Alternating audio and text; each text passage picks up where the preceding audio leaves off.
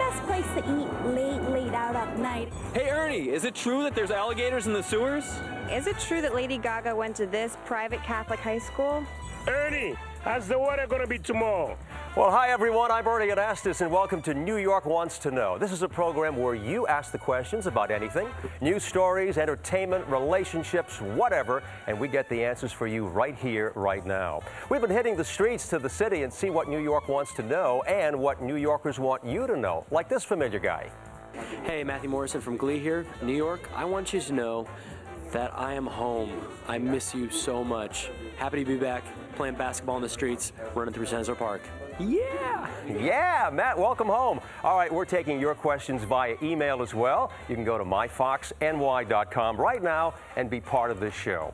And joining me right now to help answer some of your questions tonight, entertainment reporter from here at Fox 5, the beautiful and talented Miss Ann Craig. Hi, Annie. Thank you, Ernie. Hey, Ernie. Good to have you here. Good to be here. And also joining us, the great weekend host of the highest-rated cable morning news program in America, Fox and Friends, Allison Camerata is here. Hi, Allison. Hey, Ernie. Delighted to be spending Friday night with you. Good to have you on board. And also, look who's joining us, one of the funniest and smartest guys in New York. Chuck Nice is here. Oh, I was looking around for somebody else. Nice to have you on board. Great I'm sure you've heard that before, Chuck. Absolutely. All right, you guys ready to answer some of these questions tonight? Sure. We've got some very interesting ones. Let's go to it right now. Question number one comes from an Academy and Emmy Award-winning actress we'll all recognize.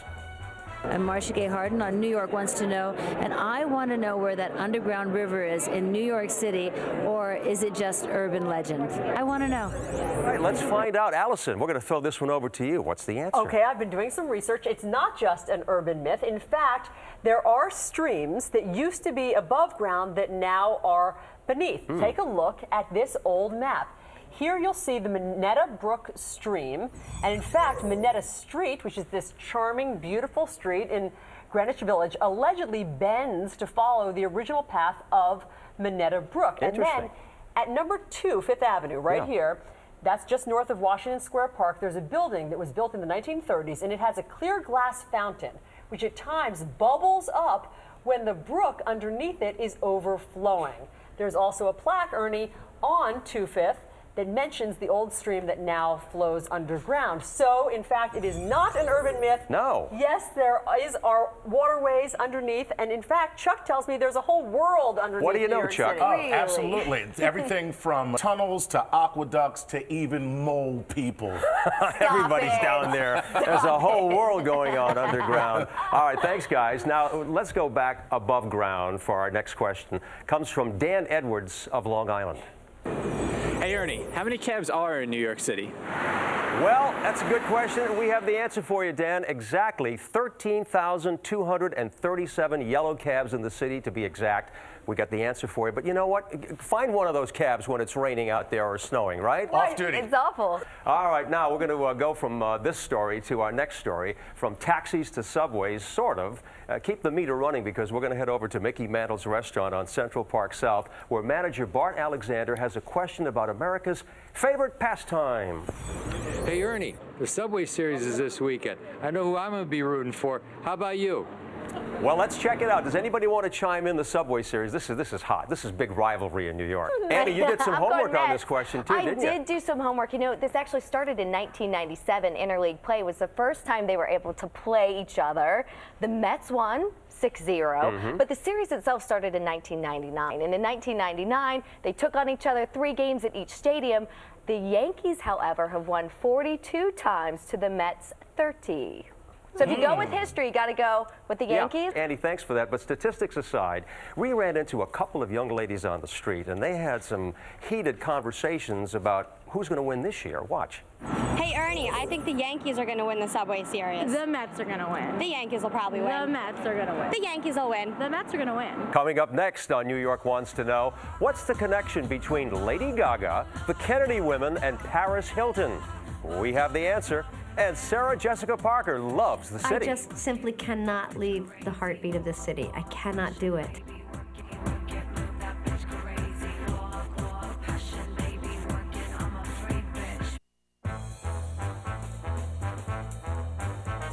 The Sex and the City, I always thought the fifth girl was New York City. So we can't exist without New York. Oh, we like that, and we also like you, Kim Cattrall. That's going to be one hot movie. Sex and the City 2 opens in just 6 days from now. This is Friday night, and welcome back to New York Wants to Know, the show where your questions get answered. And joining me once again, Fox 5 entertainment reporter Ann Craig, Fox and Friends weekend host Allison Camerata, and comedian Chuck Nice.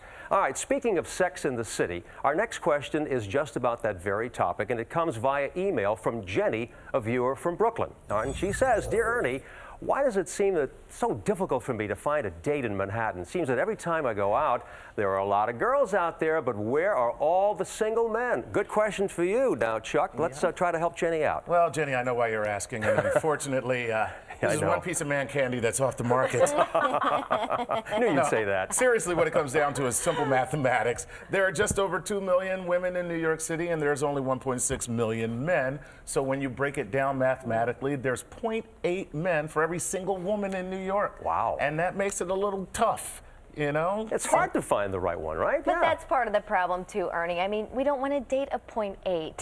I am married, but single ladies, you know, we don't even need a 10, we just need a 7. Yeah, there you go. Just a 7. I don't know. I mean, I think it's a playground for both sexes. There's so many good-looking guys and good-looking women. Believe me, New York still has it. Well, I think the real answer here, ladies, is lower your expectations. That's one way to look at it. All right, speaking of hooking up in the city, there are a lot of news junkies out there, and they want their news while they commute to and from the city.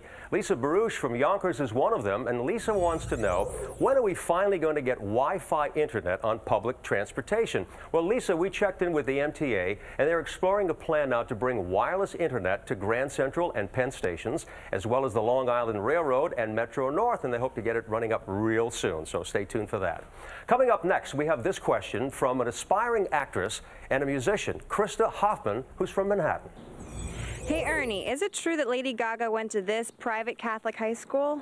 All right, good question. And Ann, you've been following all kinds of things here for us. You're our entertainment reporter. What's the story with Lady Gaga and her past? Well, can you even imagine, Ernie, that Gaga would wear a plaid skirt for 4 years and a white shirt? I mean, that would explain a lot. She just busted out in all these crazy outfits.